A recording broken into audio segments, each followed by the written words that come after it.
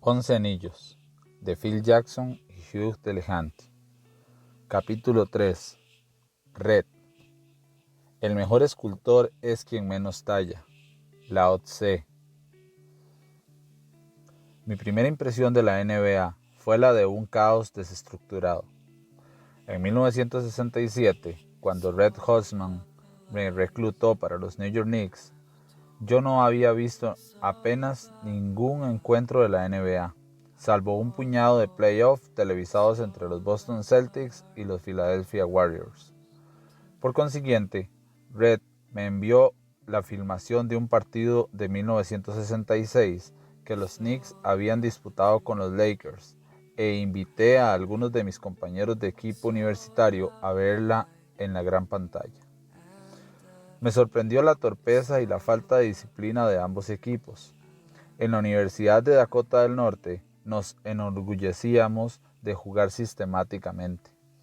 De hecho, durante mi último año en el centro, el entrenador Bill Fitch puso en práctica un movimiento de balón que me gustaba mucho y más adelante me enteré de que se trataba de una variante de la triangulación, técnica que había copiado de Tex Winter. El juego de los Knicks que vimos en la pantalla no parecía tener la menor lógica. En mi opinión, solo era una pandilla de jugadores con talento que corrían cancha arriba y cancha abajo en un intento de encestar. Entonces estalló un altercado. Willis Red, el imponente ala pívot de los Knicks de 2,06 metros de estatura y 100 kilos de peso, se lió con el alero Rudy Larusso cerca del banquillo de los Lakers. Se produjo una pausa en la filmación y, cuando se reanudó, Willis se quitó de encima a varios jugadores de los Lakers antes de derribar al pívot Darrell Imhoff y de asestar 2 puñetazos en la cara de Larusso. Cuando por fin lo redujeron, Willis también le había roto la nariz al ala pívot John Block y arrojado al suelo al pívot Hank Finkel. Caramba, todos saltamos a la vez y gritamos, tenemos que volver a verlo. Simultáneamente pensé, ¿dónde me he metido? Con este tío tendré que vérmelas un día sí y otro también durante los entrenamientos. Cuando aquel verano nos conocimos, descubrí que Willis era una persona cálida y amistosa, así como un líder natural, digno y magnánimo, al que todos respetaban. Su presencia en la pista resultaba imponente e instintivamente tenía la sensación de que debía proteger a sus compañeros de equipo. Los Knicks supusieron que Willis sería suspendido por ese incidente en el partido contra Los Ángeles, pero en aquella época la liga era más tolerante con las peleas y la dejó pasar. A partir de entonces, los jugadores corpulentos de la liga se lo pensaron 2 veces antes de meterse en una trifulca con Willis en la pista. Red no era el único líder que formaba parte de los Knicks. De hecho, jugar con ellos durante los años de los campeonatos fue como asistir a un centro de posgrado en liderazgo. El alero Dave DeBusschere, que había sido jugador-entrenador de los Detroit Pistons antes de incorporarse a los Knicks, era un astuto general de pista. El escolta Bill Bradley, futuro senador estadounidense, era muy hábil a la hora de conseguir el consenso de los jugadores y ayudarlos a hacer equipo. El base Dick Barnett, que posteriormente se doctoró en ciencias de la educación, aprovechaba su mordaz ingenio para evitar que los jugadores se tomaran demasiado en serio a sí mismos. Walt Frazier, mi compañero de habitación durante la primera temporada, era un base magistral que en la pista desempeñaba la función de mariscal de campo del equipo. El hombre que más me enseñó sobre liderazgo era el más humilde de todos, el mismísimo Red Holzman. La primera vez que Red me vio jugar fue durante uno de los peores partidos de mi trayectoria universitaria. Desde el principio me metí en un lío horrible y fui incapaz de encontrar mi ritmo a medida que Louisiana Tech nos eliminaba en la primera ronda del torneo de la NCAA entre universidades modestas.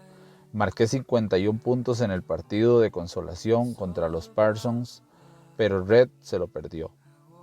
De todas maneras, Red debió de ver algo que le gustó, ya que después del encuentro con Louisiana Tech, cogió a Bill Fitch y le preguntó, ¿crees que Jackson querrá jugar conmigo? Fitch no titubeó al responder, por descontado que sí. Pues pensaba que Red buscaba jugadores capaces de encargarse de la defensa en toda la pista. Solo más tarde se percató de que lo que Red quería saber era si un paleto de Dakota del Norte como yo podría vivir en la Gran Manzana. En todo caso, Fitch insiste en que su respuesta habría sido la misma. Fitch era un entrenador cabezota y un ex-marine que dirigía los entrenamientos como si de ejércitos militares en Parris Island se tratase. No tenía nada que ver con Bob Peterson, mi apacible preparador de la escuela secundaria Williamston, en Dakota del Norte, pero disfruté jugando para él porque era rudo, honrado y siempre me presionó para que mejorase. En cierta ocasión, durante el tercer año de universidad, me emborraché durante la semana de peticiones para recaudar fondos e hice el ridículo al intentar dirigir a un grupo de estudiantes para que animasen al centro. Cuando se enteró Fitch, me comunicó que tendría que hacer flexiones cada vez que nos cruzáramos en el campus. Lo cierto es que gracias al sistema de Fitch mejoré. Jugamos con una defensa presionante en toda la cancha, algo que a mí me encantaba. Con mis 2,03 metros de estatura, era lo bastante corpulento como para jugar de pívot, pero dado que también era rápido, estaba lleno de energía y poseía una gran envergadura de brazos, me resultaba sencillo acosar a los bases y robar balones. La verdad es que tenía los brazos tan largos que, si me sentaba en el asiento trasero de un coche, podía abrir las dos portezuelas de adelante sin ni siquiera inclinarme. En la universidad me habían puesto de mote la mopa, porque siempre andaba por los suelos persiguiendo balones sueltos. Durante el tercer año de universidad conseguí el reconocimiento merecido, pues alcancé un promedio de 21.8 puntos y 12.9 rebotes por partido, y me nombraron All-American del mejor equipo amateur. Aquel año conquistamos el título de la conferencia y por segundo año consecutivo estuvimos en la Final Four de los centros universitarios más modestos, perdiendo una reñida semifinal con Southern Illinois. El año siguiente, mi promedio fue de 27.4 puntos y 14.4 rebotes por partido, y por 2 veces conseguí 50 puntos en el intento de volver a conquistar el All-American. En los comienzos imaginé que, en el supuesto de ser reclutado por la NBA, sería escogido por los Bamilton Bullets, cuyo ojeador principal, mi futuro jefe, Jerry Krause, no había dejado de observarme. Sin embargo, los Bullets fueron aventajados por los Knicks, que me escogieron al inicio de la segunda ronda, de 17 en total, razón por la cual Krause, que estaba seguro que yo no entraría antes de la tercera, se autorreprochó durante años. También me reclutaron los Minnesota Muskies de la American Basketball Association, idea que me resultó atractiva porque quedaba más cerca de casa. Holzman no estaba dispuesto a permitir que los Muskies se salieran con la suya. Aquel verano me visitó en Fargo, Dakota del Norte, donde yo había ido a trabajar como asesor de campamento, y me propuso una oferta más jugosa. Me preguntó si tenía reservas para firmar el contrato con los Knicks y respondí que pensaba asistir a un centro para graduados y estudiar para ministro de iglesia. Añadió que, cuando acabase mi carrera profesional en el baloncesto, ya tendría tiempo de sobra para dedicarme a lo que me apeteciera. También me dijo que podía contar con él si tenía dificultades a la hora de adaptarme a Nueva York. Tal como sucedieron las cosas, quiso la casualidad que John Lindsay, por aquel entonces alcalde de Nueva York, estuviese en Fargo para dar una charla en la organización para la cual yo trabajaba. A Red le hizo gracia tanta sincronía. Aquel mismo día, mientras firmábamos el contrato, comentó: ¿te das cuenta? El alcalde de Nueva York está aquí y todos lo saben, mientras que tú estás firmando el contrato y nadie se ha enterado. En ese instante tomé conciencia de que había encontrado a mi mentor.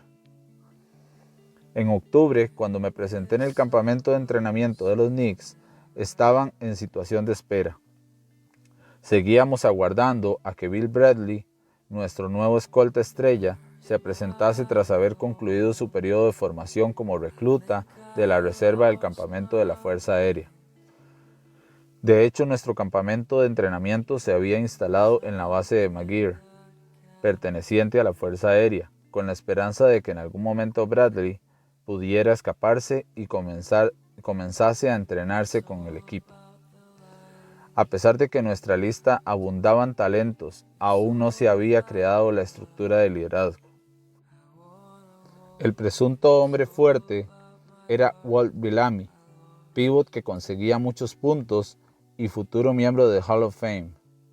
Walt se peleaba incesantemente con Willis, que estaba mucho más capacitado como líder.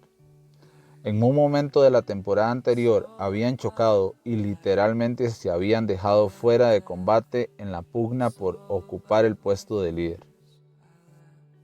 En principio, Dick Van Arsdale era el alero titular, si bien muchos consideraban que Casey Russell tenía más talento. Entretanto, Dick Barnett y Howard Cummings eran sólidos bases, a pesar de que Barnett todavía no se había recuperado de la rótula del tendón de Aquiles que había sufrido la temporada anterior. Por si con eso no bastara, era evidente que los jugadores habían perdido la confianza en el entrenador Dick McGuire, cuyo mote, balbuceos, resultaban muy elocuentes respecto a su incapacidad para comunicarse con el equipo. Por lo tanto, nadie se sorprendió cuando en diciembre Ned Irish, presidente de los Knicks, recolocó a Maguire como ojeador y nombró a Red entrenador principal. Holzman era un neoyorquino rudo, reservado, con un rebuscado sentido del humor y un arraigado pedigrí baloncestístico.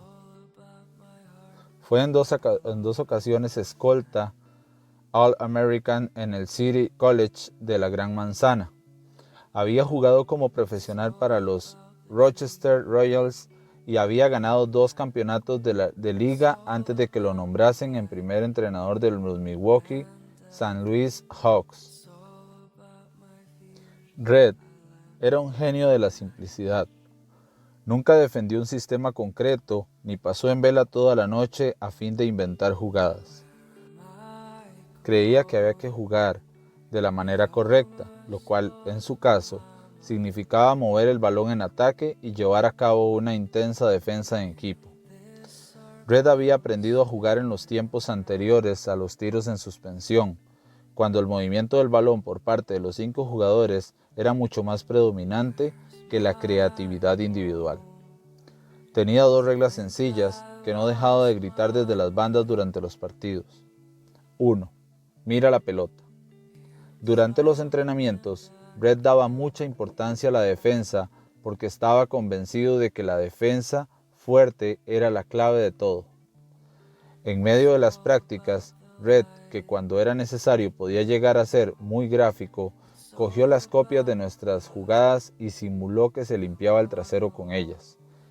Es para lo único que sirven, afirmó tirando las hojas al suelo. Por eso quería que aprendiésemos a mejorar la defensa colectiva, dado que tenía seguridad de que, una vez conseguida, el ataque se encargaría de sí mismo. En opinión de Red, el secreto de una buena defensa radica en la conciencia. Insistía en que en ningún momento debíamos apartar la mirada del balón y que teníamos que estar perfectamente sincronizados con lo que sucedía en la cancha. Los Knicks no eran tan grandiosos como otros equipos, ni contábamos con un taponador descomunal de la talla de Bill Russell, de los Celtics. Por consiguiente, bajo la batuta de Red, desarrollamos un estilo de defensa altamente integrado que, más que en todos los geniales movimientos de un individuo bajo el aro, se basaba en la conciencia colectiva de los 5 jugadores. Con el quinteto de baloncestistas trabajando al unísono, era más fácil atrapar a los que organizaban el juego, interceptar los pases, aprovechar los errores y lanzar veloces contraataques a fin de desconcentrar a los adversarios. A Red le encantaba presionar en toda la pista antes de que el equipo contrario se percatase de lo que pasaba. De hecho, durante mi primer entrenamiento únicamente ensayamos presión en toda la cancha. Fue perfecto para Walt Frazier y Emmett Bryant y para mí, ya que en la universidad habíamos jugado con defensa en toda la pista. Debido a mi constitución física, los compañeros del equipo me apodaron Percha y Cabeza y Hombros, aunque yo prefería el mote que me puso el comentarista deportivo Marv Albert, Acción Jackson. Sabía que al jugar en la posición de alero, más que de pívot, renunciaba a mi mayor fortaleza, el juego en el poste, pero así ayudaría más al equipo y pasaría más tiempo en la pista, concentrado en la defensa. Además, todavía no tenía un gran tiro de 4 o 5 metros, y mi habilidad de conducir la pelota dejaba tanto que desear que más adelante Red me enseñó la regla del doble regate. 2. Pasa al que está libre. Si entrenara actualmente, Red quedaría sobrecogido por lo egocéntrico que se ha vuelto este deporte. En su opinión, la generosidad era el santo grial del baloncesto. Esto no es ingeniería aeroespacial, declaraba, y añadía que la mejor estrategia ofensiva consistía en mover el balón entre los 5 jugadores a fin de crear ocasiones de anotar y dificultar que los integrantes del equipo contrario se centrasen en uno o en 2 lanzadores. A pesar de que contábamos con varios de los mejores creadores de lanzamientos, sobre todo Frazier y Earl La Perla Monroe, Red insistía en que trabajásemos al unísono con el propósito de pasar al jugador con mayores posibilidades de encestar. Si decidías ir por tu cuenta y riesgo, algo que pocos jugadores intentaban, no tardabas en acabar en el banquillo.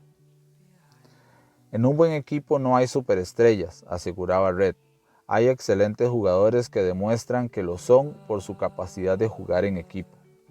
Poseen la facultad de ser superestrellas, pero si se incorporan a un buen equipo, realizan sacrificios y cuanto es necesario para contribuir a que su equipo gane. Las cifras de los salarios y de las estadísticas no tienen importancia. Lo que cuenta es cómo juegan juntos. Pocos equipos de la NBA han estado tan equilibrados ofensivamente como los Knicks de la temporada 1969-1970. Contábamos con 6 jugadores que regularmente anotaban dobles cifras y nadie tenía un promedio de más de 20 puntos por encuentro. Así se logró que el equipo fuera tan duro, ya que los 5 integrantes de la alineación inicial eran grandes anotadores, de modo que si asignabas 2 hombres a un jugador peligroso, se abrían posibilidades para los 4 restantes, que también eran grandes lanzadores. Algo que me fascinaba de Red era hasta qué punto delegaba el ataque en los jugadores. Nos permitió diseñar muchas jugadas y buscó activamente nuestra opinión respecto a lo que había que hacer en los partidos claves. Muchos entrenadores tienen dificultades para ceder poder a sus jugadores, pero Red escuchaba con atención nuestros comentarios porque consideraba que sabíamos mejor que él lo que sucedía en la pista. De todas maneras, el don singular de Red consistía en su extraordinaria capacidad de dirigir a adultos y conseguir que se unieran en una misión común. No empleaba complejas técnicas de motivación. Lisa y llanamente se mostraba sincero y directo. A diferencia de otros entrenadores, no interfería en la vida privada de los jugadores, a menos que tramasen algo que ejerciera un efecto negativo en el equipo. Cuando Red se hizo cargo del equipo, los entrenamientos eran ridículamente caóticos. Los jugadores solían llegar tarde y llevaban a sus amigos y familiares como espectadores. En las instalaciones, Los suelos estaban rotos, las tablas de refuerzo se habían combado y las duchas carecían de agua caliente. La mayoría de las veces, en las prácticas no había enseñanzas ni ejercicios. Red puso fin a esa situación. Instituyó lo que denominó multas tontas por llegar tarde y desterró de los entrenamientos a todo aquel que no formase parte del equipo, incluida la prensa. Organizó entrenamientos intensos y disciplinados, centrados sobre todo en la defensa. Decía, no es la práctica la que hace la perfección, sino la práctica perfecta. Cuando salíamos con el equipo, no había toques de queda ni control de horarios. Red solo tenía una regla, el bar del hotel le pertenecía. Le daba igual donde fueses o lo que hicieras, siempre y cuando no interrumpieses el whisky que a última hora de la noche compartía con el preparador físico Danny Whelan y la prensa especializada. Aunque era más accesible que otros misters, consideraba importante guardar cierta distancia con los jugadores, porque era consciente de que algún día podía tener que despecharnos o traspasarnos. Si se veía en la tesitura de disciplinarte, casi nunca lo hacía en presencia de los demás, a no ser que estuviera relacionado con tu juego. Prefería invitarte a su despacho privado, el lavabo del vestuario. Me llevaba al lavabo cuando yo hacía algún comentario crítico sobre el equipo delante de la prensa. Después de años de jugar a las cartas con ellos, mi relación con los reporteros era buena y en ocasiones hablaba de más. Red era más circunspecto. Le gustaba preguntar, ¿no te das cuenta de que mañana esos mismos periódicos servirán para forrar una jaula? Con los periodistas, Red se comportaba como una esfinge. A menudo invitaba a cenar a los reporteros y hablaba durante horas, pero casi nunca decía algo que pudiese serles de utilidad. Jamás criticaba a sus jugadores ni a nuestros adversarios. Jugueteaba con los periodistas con el propósito de ver qué clase de tonterías publicaban. En cierta ocasión, después de una derrota muy dolorosa, un reportero le preguntó cómo lograba mostrarse tan sereno, y Red repuso,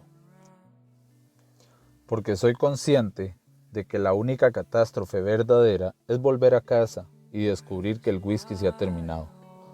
Por descontado, al día siguiente, la prensa publicó esa cita. Apreciaba de Red su capacidad de situar el baloncesto en perspectiva. A principios de la temporada 1969-70, tuvimos una racha de 18 victorias seguidas y nos distanciamos del resto de los equipos. Cuando la racha se cortó con una decepcionante victoria en nuestra cancha, los reporteros le preguntaron a Red qué habría hecho en el caso de que los Knicks hubieran ganado y este contestó, habría vuelto a casa, bebido un whisky y disfrutado una exquisita comida que Selma, su esposa, está preparando. ¿Qué hará ahora que hemos perdido? Pues volver a casa, beber un whisky y disfrutar una exquisita comida que Selma está preparando. El punto de inflexión de los Knicks se produjo a causa de otra disputa, en este caso durante un partido televisado contra los Hawks, celebrado en Atlanta en noviembre de 1968. Inició la bronca Lou Hudson, de los Atlanta Hawks, durante la segunda mitad del partido, cuando intentó esquivar el duro bloqueo de Willie Red y acabó golpeándose en la cara. Todos los Knicks se pusieron de pie y se sumaron a la refriega, o al menos simularon que lo hacían, con la única excepción de Walt Bellamy. Al día siguiente, celebramos una reunión de equipo para analizar el incidente. La conversación giró en torno a la no participación de Bellamy y, entre los jugadores, hubo consenso en el sentido de que no cumplía con su trabajo. Cuando Red le preguntó por qué no había apoyado a sus compañeros de equipo en la pista, Walt respondió, porque no creo que las peleas sean lo más adecuado en el baloncesto. Es posible que, en abstracto, muchos hubiéramos coincidido con él, pero las disputas eran un hecho habitual en la NBA, y de poco nos sirvió saber que nuestro pívot no nos cubría las espaldas. Varias semanas después, los Knicks cambiaron a Bellamy y a Cowens por Dave DeBusschere de los Pistons, con los que reforzaron el quinteto inicial y nos proporcionaron la flexibilidad y la profundidad suficientes como para ganar 2 títulos. Willis ocupó la posición de pívot y se fortaleció como líder del equipo y hombre de confianza de Red en la pista. DeBusschere, jugador muy esforzado, de 1,98 m de estatura y 100 kilos de peso, con una gran comprensión de la pista y un excelente tiro desde fuera de la zona, jugaba de ala pívot. Walt Frazier sustituyó a Commips en el puesto de base y se combinó con Barnett, jugador de gran talento individual. Bill Bradley y Casey Russell compartieron la última posición, la de alero, ya que nuestro iniciador del juego, Dick Van Arsdale, había sido escogido por los Phoenix Suns en el draft de expansión de aquel año. Bill se llevó la mejor parte cuando, 2 meses después del canje por DeBusschere, Casey se rompió el tobillo. Fue interesante ver cómo compitieron Bill y Casey por esa posición cuando este regresó al equipo. Ambos habían sido estrellas universitarias y opciones muy valoradas en el draft. En 1965, Bill había sido nombrado jugador territorial del año, y en 1966, Casey fue jugador universitario del año. Bradley, apodado Dollar Bill por su impresionante contrato para la época de 4 años por la friolera de $500,000, había alcanzado un promedio más de 30 puntos por partido durante 3 años seguidos en Princeton y condujo a los Tigers a la Final Four de la NCAA, que lo consideró el jugador más valioso de todo el torneo. En 1965, tras ser elegido por los Knicks, decidió estudiar 2 años en Oxford, con una beca de Rhodes antes de incorporarse al equipo. Se dijeron tantas barbaridades de él que, con tono sarcástico, Barnett se refería a su compañero como el hombre que, de un solo salto, cruza altos edificios. También se burlaron mucho de Casey. Había firmado un jugoso contrato, $200,000 por 2 años. En Michigan había sido un anotador tan dinámico que al gimnasio del centro lo llamaban la casa construida por Casey. Nadie puso en duda sus aptitudes. Era un encestador extraordinario que había conducido a los Wolverines a 3 títulos consecutivos de la Big Ten. A los jugadores les divertía su obsesión por la comida sana y las terapias alternativas. Por una vez, en el equipo, había alguien con más motes que yo. Lo apodaron Niño Prodigio, Músculos Russells, Cockles and Muscles y mi preferido, Max Factor, debido a que al terminar las sesiones de entrenamiento le encantaba untarse el cuerpo con aceite para masajes.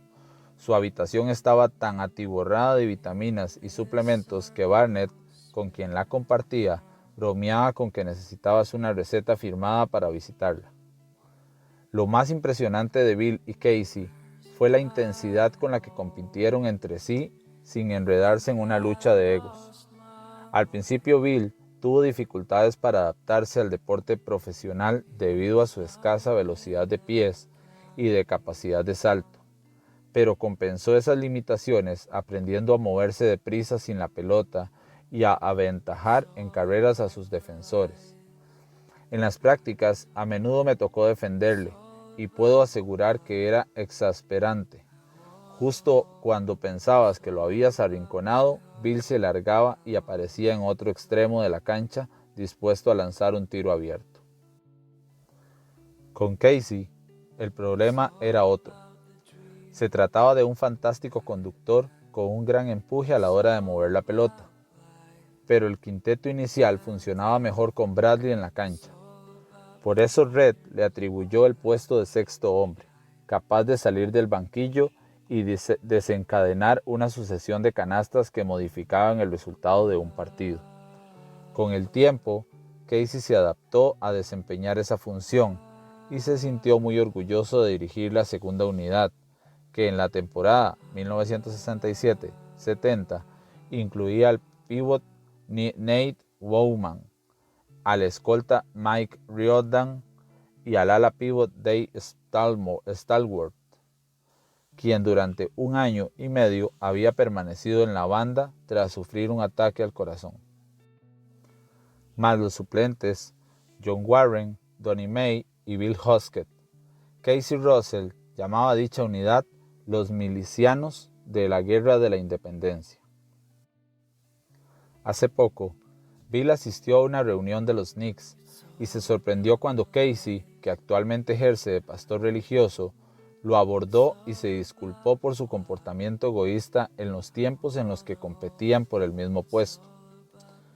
Bill respondió que no era necesario porque sabía que, por muy empeñado que estuviese, Casey nunca había antepuesto su ambición personal a la del equipo. Por desgracia, en la temporada 1969-70 no pude ser uno de los milicianos de la Guerra de la Independencia de Casey. En diciembre de 1968 sufrí una grave lesión en la espalda que me obligó a someterme a una operación de fusión espinal y me mantuvo alejado de las pistas durante 1 año y medio. La rehabilitación fue espantosa. Durante 6 meses tuve que llevar corsé ortopédico y fui advertido de que en ese periodo debía limitar mi actividad física, incluida la sexual. Los compañeros del equipo me preguntaron si pensaba pedirle a mi esposa que se pusiese cinturón de castidad, aunque reí no me causó la menor gracia. Probablemente habría vuelto a la actividad en la temporada 1969-70, pero el equipo había comenzado de forma inmejorable y la directiva decidió incluirme en la lista de lesionados de ese año a fin de evitar que fuese escogido durante el draft de expansión. El aspecto económico no me preocupaba. Tras 1 año como rookie, había firmado con el club un acuerdo de ampliación por 2 años. Como necesitaba estar ocupado, hice de comentarista televisivo. Trabajé con George Kalinsky, el fotógrafo del equipo, en un libro sobre los Knicks titulado Take It All, y viajé con el equipo como asistente informal de Red. En aquellos tiempos, la mayoría de los entrenadores no contaban con asistentes, pero Red sabía que me interesaba aprender cosas sobre el baloncesto y además buscaba a alguien con quien contrastar ideas novedosas.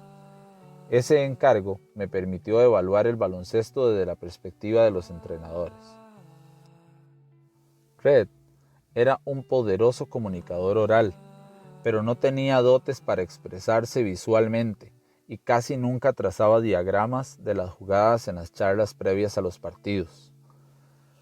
Con el fin de mantenerlos concentrados, pedía a los jugadores que mientras hablaba ladeasen la cabeza cada vez que oyeran la palabra defensa, que repetía más o menos cada 4 vocablos. A pesar de todo, los baloncestistas se adormecían mientras hablaba, por lo que me pidió que apuntase las fortalezas y las debilidades de los equipos con los que nos enfrentábamos y que dibujara sus jugadas clave. Esa propuesta me obligó a pensar en términos estratégicos más que tácticos. Cuando eres jugador joven, sueles centrar casi toda tu atención en cómo vencerás a tu contrincante en cada partido. Pero a partir de ese momento, comencé a ver el baloncesto como una dinámica partida de ajedrez en la que todas las piezas están en movimiento. Fue muy estimulante. También aprendí una lección sobre la importancia de los rituales previos a los encuentros. El precalentamiento aún no se había inventado, de modo que la mayoría de los entrenadores intentaba transmitir consejos previos al partido en los 15 o 20 minutos anteriores a que los jugadores salieran al parqué. El jugador solo puede asimilar determinada cantidad de información cuando la adrenalina discurre por todo su cuerpo, por lo que no es un buen momento para evaluaciones sesudas. En ese espacio de tiempo, hay que serenar la mente de los jugadores y fortalecer su conexión espiritual antes de que se lancen al campo de batalla. Red atribuía mucha importancia a los reservas o suplentes porque desempeñaban un papel decisivo en nuestro equipo, a menudo afectado por las lesiones. En su opinión, que los reservas estuviesen activamente involucrados en el juego era tan importante como la atención que le prestaba el quinteto inicial. Para comprobar si los suplentes estaban mentalmente preparados, los avisaba con varios minutos de antelación antes de sacarlos a la cancha. Además, insistía en que estuviesen permanentemente atentos al reloj de posesión para entrar en cualquier segundo del juego sin perderse nada. Red consiguió que cada jugador sintiera que desempeñaba un papel significativo en el equipo. Estuviera en la pista 4 o 40 minutos de un encuentro, lo cual sirvió para convertir a los Knicks en un equipo veloz y cohesionado. Los Knicks parecían imparables cuando llegaron los playoffs de la temporada 1969-70. La terminamos con una plusmarca de 60-22 como líderes de la liga y en las primeras rondas arrollamos a Baltimore y a Milwaukee. Afortunadamente, no tuvimos que preocuparnos de los Celtics, ya que Bill Russell se había retirado y Boston estaba de capa caída. Los Lakers fueron nuestros adversarios en las finales del campeonato.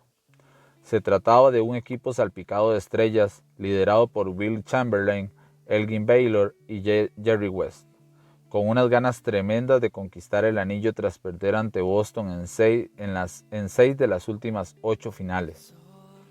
Por otro lado, no eran tan veloces ni poseían nuestra movilidad, y su arma principal, Chamberlain, había pasado casi toda la temporada recuperándose de una intervención en la rodilla.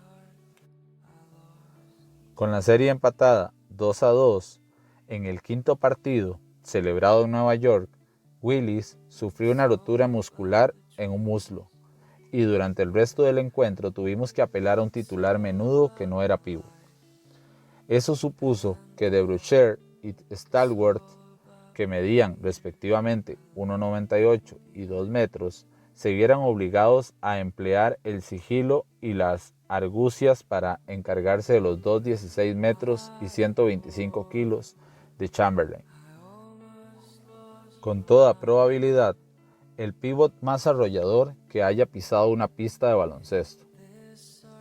En aquella época, no podías apartarte más de 2 pasos de tu hombre para cubrir a un jugador ofensivo, lo que nos obligó a establecer una defensa zonal, actividad también ilícita, pero con menos probabilidades de ser sancionada ante los embravecidos seguidores de los Knicks y en casa.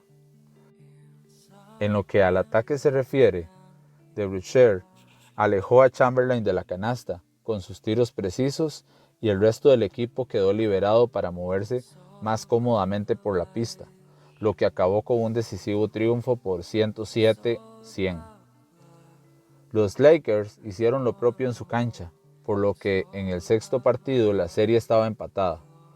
Fue uno de los momentos más emocionantes en la historia de la NBA. La gran duda era si Willis podía participar en el séptimo encuentro, que tendría lugar en el Madison Square Garden. Los médicos guardaron silencio hasta el último momento. Debido al desgarro muscular, Willis no podía flexionar la pierna y saltar estaba descartado, pero se cambió para el partido y se dejó hacer algunas fotos durante el calentamiento, antes de retirarse a los vestuarios para que el preparador físico le aplicase otros tratamientos. Lo seguí con la cámara e hice una gran foto cuando le pusieron una generosa inyección de mepivacaína. Red no me permitió publicarla, pues consideró que sería injusto con los reporteros gráficos a quienes les habían negado el acceso a los vestuarios. El partido estaba a punto de empezar cuando Willis entró cojeando en la pista por el pasillo central. Los asistentes enloquecieron. Steve Albert, futuro comentarista deportivo y recogepelotas honorario de ese encuentro, contó que miraba a los Lakers cuando Willis apareció en la pista, y todos, sin una sola excepción, se volvieron y dejaron de lanzar y miraron a Willis. Quedaron boquiabiertos. El partido estaba decidido antes del inicio. Al comienzo del encuentro, Frazier subió la pelota por la pista y se la pasó a Willis cerca de la canasta. Encestó con un ligero tiro en suspensión. Volvió a anotar en el siguiente ataque y de repente los Knicks se colocaron con una ventaja de 7-2, que en la NBA no suele tener mucha importancia, aunque en este caso fue decisiva. La imponente presencia de Willis en los primeros minutos del partido desmontó el juego de los Lakers, que ya no se recuperaron. Tampoco vino mal que Frazier tuviera una de las mejores actuaciones no reconocidas en la historia de los playoffs, ya que consiguió 36 puntos, 19 asistencias y 7 rebotes. Aunque se llevó un chasco al ser eclipsado por Willis, Walt también se quitó el sombrero ante el capitán. Ahora mucha gente me dice, caramba, no sabía que jugabas así, comentó Frazier posteriormente. De todas maneras, sé que si Willis no hubiera hecho lo que hizo, yo tampoco habría jugado como lo hice. Se metió a los aficionados en el bolsillo y nos dio seguridad simplemente saltando a la pista. Los Knicks ganamos 113-99 y de la noche a la mañana nos convertimos en celebridades. Sin embargo, para mí fue una victoria agridulce. Agradecí que los compañeros del equipo votasen a favor de concederme una parte completa de las ganancias del playoff y mi primer anillo del campeonato, pero, en cuanto el champán dejó de fluir, me sentí culpable de no haber podido colaborar más en la consecución del título. Me moría de ganas de volver a jugar. Fin del capítulo 3.